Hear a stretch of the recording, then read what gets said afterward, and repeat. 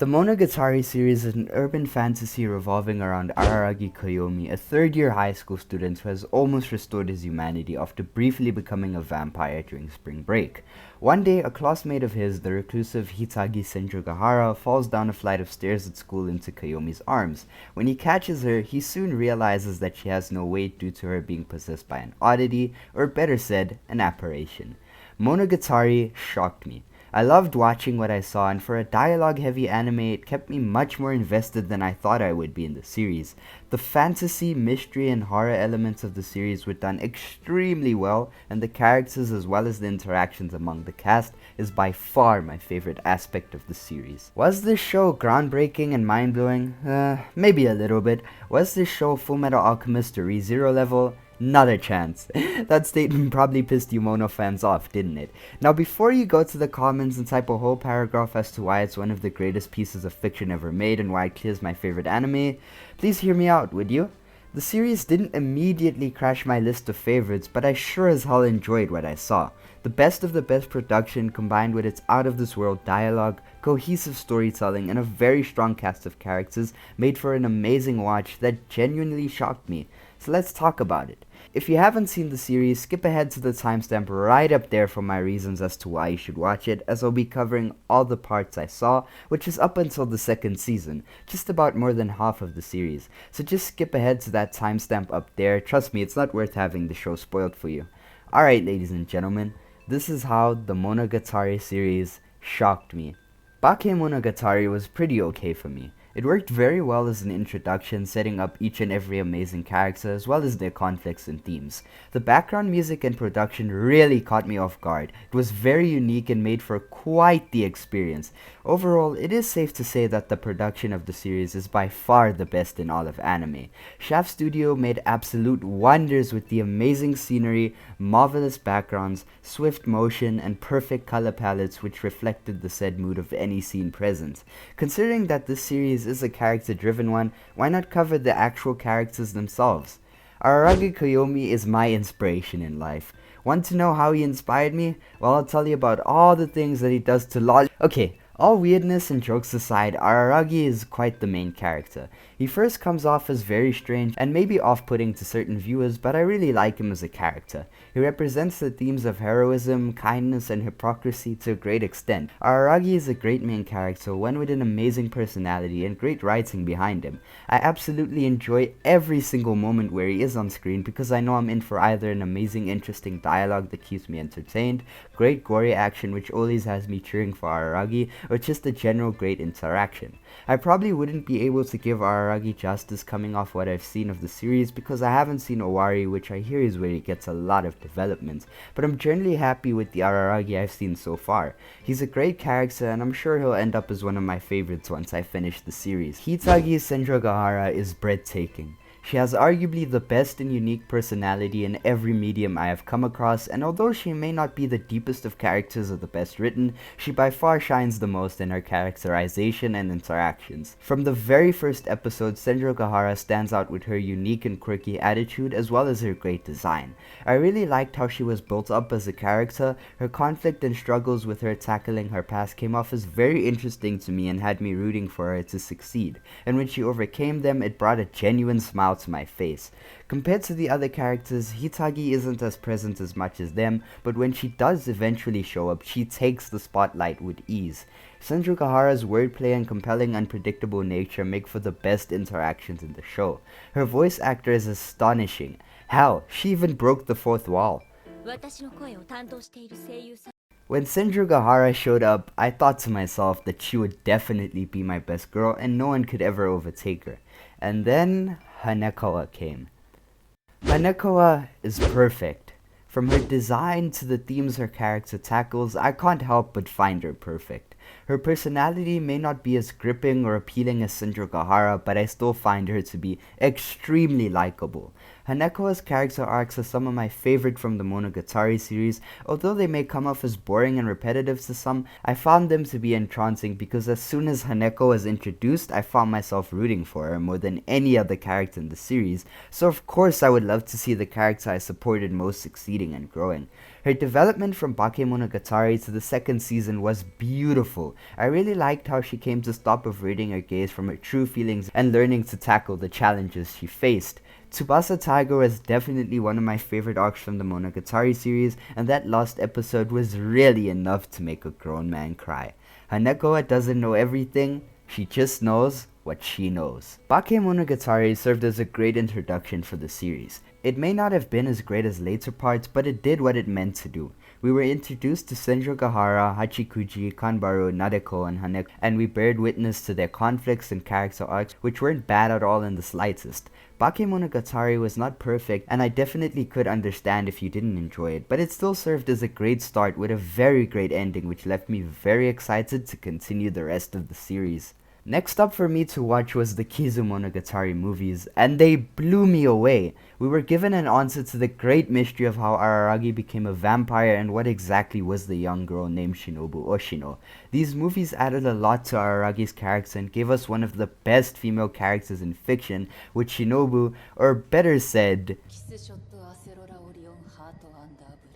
I loved watching the Kizu movies, and let me tell you just why. One of my favorite aspects of the movies was by far the animation. I already knew Monogatari had one of, if not the best art styles and featured some of the best backgrounds, but Kizu takes us all to another level. The color palettes are freaking amazing and stick out to you right from the start. The sound design and effects as well as the voice acting are pleasures to hear, and the motion of everything is eye candy. The animation in Kizumonogatari is by far the best I have ever came to witness in anime. Hell, Kizu even managed to surpass the animation of the Fate series, which for the longest time hosted my favorite animation of all time. I also forgot to mention the amazing soundtrack in the movies. You do not know how I was vibing when I heard Oshino Meme, already one of my favorite characters, was great in Kizu. He may not have had that much of screen time, but his charismatic personality and the way he was still an enigma to all of us viewers, even though we found out how he met Araragi, made him more than steal the spotlight. Oshino was just a complete goat in the movies, and I enjoyed every single second he was on screen. The Kizumonogatari movies also hosted some of the most brutal yet breathtaking fights. Blood, intestines, and boobs were everywhere, and the fights were just epic as hell. Araragi's baseball match with dramaturgy was unique and interesting. Araragi's epic showdown with episode was stunning and had me so hyped after witnessing it. The short but calculating and very tense fight with Kato was nerve-wracking with a very unexpected conclusion. And of course, the amazing final act of Araragi vs Shinobu was both heartfelt and beautiful at the same time. Kizumonogatari was amazing, but I cannot talk about Kizu without talking about the main girl herself. Kiss Shot Arceliona Arian Heart Underblade. In Bakemonogatari, Shinobu was a mystery and something I think all of us viewers were interested in, and when I found out the truth behind her, I was not disappointed. Shinobu, which I will refer to her to for convenience, was by far the MVP of the Kizu movies. From the first scene where we see her, she steals the spotlight, even if she is dying on the floor. Her untamed yet mature personality, coupled with the absolute eye-candy design she has, allows for her to only stick out and instantly become a fan favorite. Shinobu was outright brilliant, and I can proudly say that she had me drooling a decent number of times when she was on screen. Shinobu had excellent characterization as well as very compelling interactions with Araragi and Oshino, not to mention the amazing character peak she had in the final moments of the third movie when it was revealed to us that she wanted to turn Araragi back to human by letting him kill her, and that she had come to Japan to find a place where she could die. Kizumonogatari was nothing short of superb, and I loved watching it. The extraordinary best of the best production combined with lovable, charming characters, wonderful writing, and great gory action made for a splendid experience and solidified Kizu as my favorite movies of all time. Kizumonogatari genuinely shocked me, and so did the next Monogatari part I was to watch, Nisemonogatari. From the community and many Monogatari fans, I was told that Nisei was horrible, that there was way too much questionable moments in fan service. Well, was there questionable moment? Yes, there was. Was Nisemonogatari bad? No way in hell. Nisemonogatari genuinely shocked me, and there was never a single moment where I didn't love what was going on, and I can without a doubt say that it is my favorite Monogatari part so far.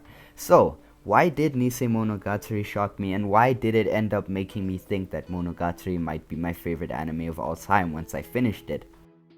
I think one of the reasons Nisemonogatari blew me away was because I had little to no expectations for it. All I knew was that I was going to experience a traumatizing toothbrush scene, but what I didn't know was that I was going to be introduced to one of my favorite characters ever and bear witness to some of the best use of music and visuals in anime, as well as coming across the theme of real versus fake and its amazing portrayal. First things first, who was the character I experienced who became my personal favorite? I mean, who else than Kaiki Deishuu? From the moment Kaiki appeared on screen, it was hard to take your eyes off of him. He had a presence that was unmatched in the entirety of the series, and when this theme played, I was very sure that he would become one of my favorite characters of all time. Kaiki is a con man, and his Machiavellian-like nature compelled me into liking his character.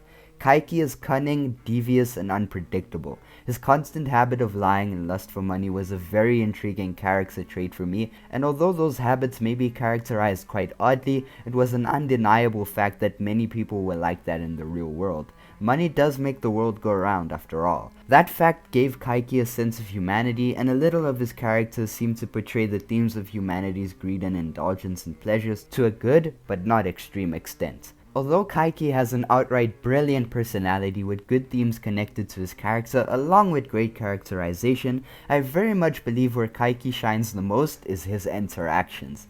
His voice actor is marvelous, and his monologues both internally and externally are both fascinating and unforeseeable yet brilliantly presented. Whether it being Kaiki manipulating the junior high students, his very unusual conversations with Yotsugi, and his final confrontation with Araragi and Senjougahara, the dialogue was excellent and it kept me heavily interested in his motivations, mindset, actions, and Kaiki himself. Kaiki Deishuu was truly an amazing, devious, and crafty character, and one who continued to shine even more later in the second season with the events of the brilliant Hitagi End arc.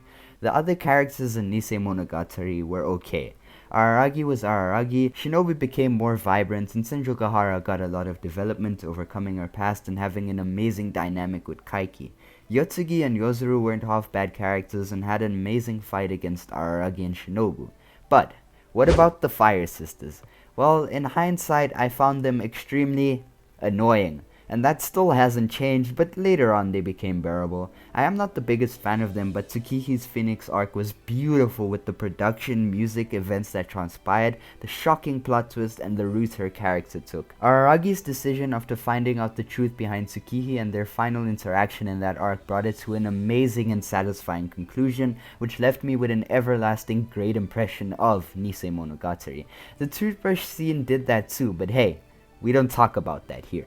Nisemonogatari was beautiful, and it deserves far more recognition for its brilliant use of music, the excellent direction, the amazing two arcs which were Karen B and Tsukihi Phoenix, and the first-rate introduction of the man covered in lies, Kaiki Deishuu. Nekomonogatari, though a very short installment, was good, and maybe even great for 4 episodes worth of content.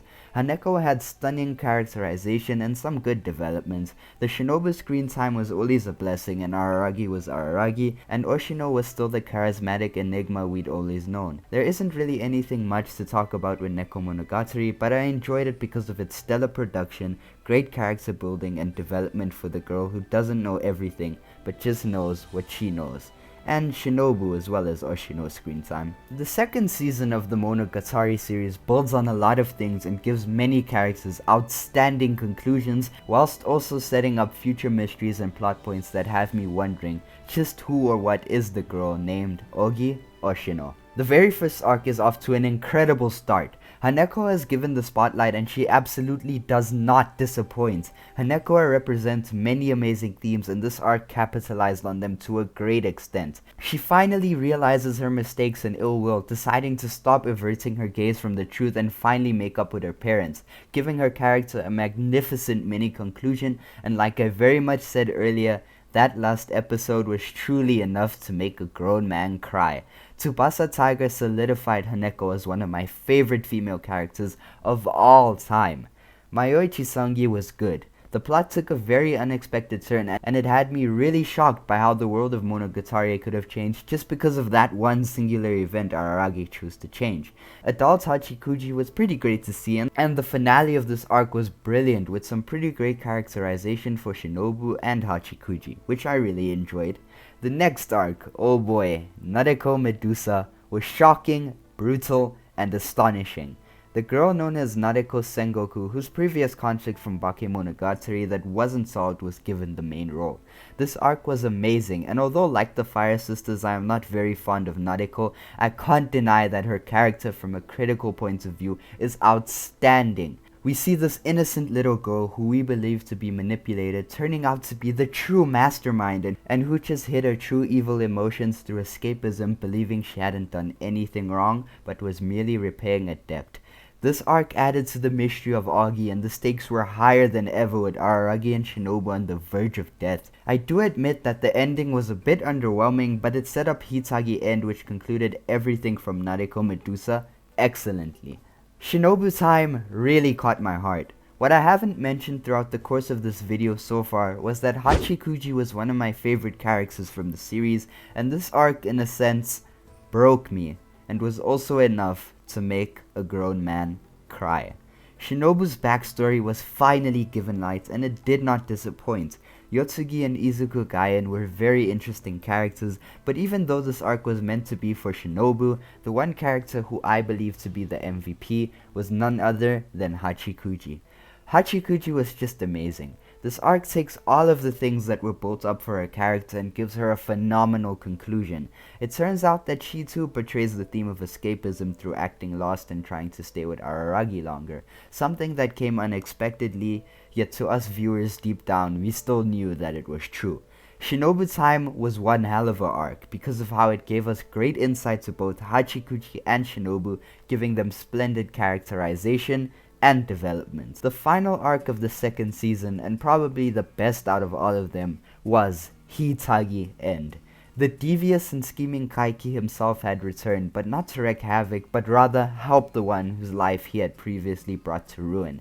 This arc builds on Kaiki and makes him even more better than he was before. He truly is a man covered in lies, and a character that even when I was given so much information about him, still seemed enigmatic and puzzling. What really was Kaiki's true nature? Someone who would save people at the cost of something in secret, or just the cunning con man? What was Kaiki Deishuu? Hitagi End adds even more to Senjougahara too. Her amazing and vibrant personality is back in action, and we see just how hard it was for her really to move on from her past, but also how strong she was to choose to move forward, highlighted by Kaiki himself.